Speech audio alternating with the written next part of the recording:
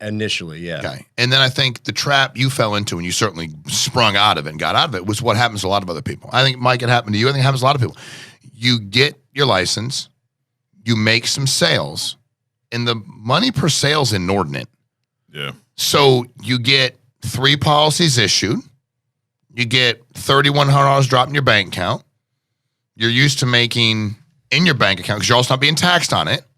So it's, even though you have to pay taxes on it, it's a mind thing, right? Like I have 30 because of your job. Exactly. You have to be making a lot of money because you start taking about your 200 grand a year. You'd be making well over 200 grand a year to have 31 because it's like 2 dropped in is 100 net, 3 dropped in is 150 net. So you're netting, you're grossing 220. So you're like, it's hard. Is it fair to say it's hard to keep focused unless you have a plan, which you didn't have one at the beginning? No, I didn't. And it's funny. Then you start thinking like you have a few drop in and you're like, oh shoot, I'm making 60, 70 as a personal trainer. If I just did this every month, there you go, and made an extra 3, 5, 7,000, like that's not bad. So that's the thing about that much work. But that happens all the time. Think about how crazy mathematically it is. Instead of going, wow, I had this much drop in, let's quadruple my efforts here and I can make this. It's, I can keep this because it's safe, right? I've been doing it. It's a safe job. I show up at it, whatever the job happens to be. I did it in real estate.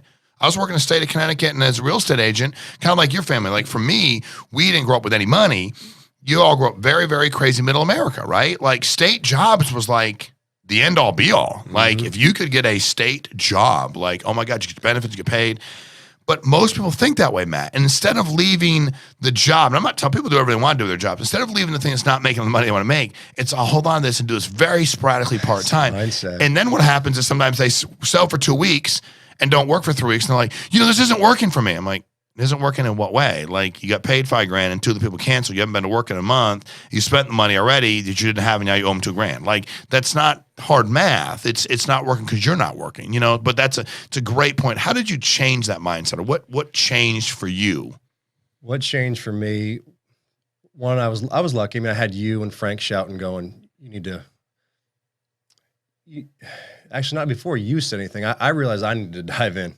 Like I wasn't where I wanted to be yet. I had some chargebacks hit, and I'm going like, okay, that can be defeating. It can be a little bit defeating, and but one of the things that I saw was that it was just something that kind of clicked. I was working age leads, a few leads here, that a few appointments here, a few appointments there, and going, wait a minute. I was just starting kind of thinking like one day, like from a numbers standpoint, I'm like, all right, so I had a few chargebacks, but I'm only running like a few appointments here and there. I'm only closing a few cases here and there. Like, what if I like triple, quadruple like that?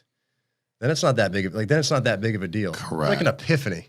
It's crazy, and then but an epiphany based on accountability. See, when it's not going good, no matter what it is, you have to turn and go, what part did I play in it?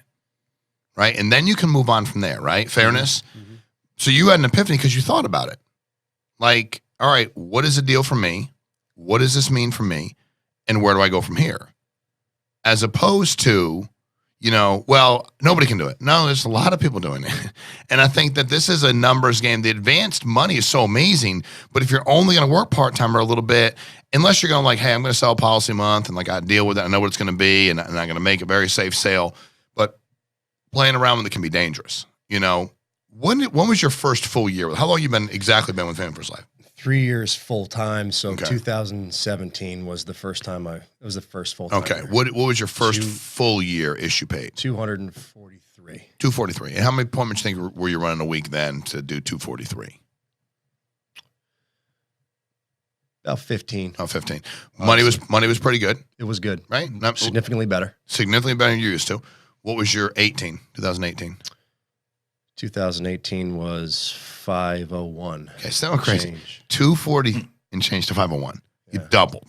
Okay. How many appointments you running then? 25, 30. Okay, 25 or 30. What are you going to finish with this year? 19. So this year I'll finish 450-ish. So a little bit less than well, you also wrote a lot of annuity. I mean, you write a lot of life anyway, but I'm saying a lot of both. So more life this year. More life. Significantly more life this year. Bread and butter of what we do. So you definitely, if you took life, that's improved every year. But I don't care. 300 grand, 400 grand, 500 grand, that's a lot of volume.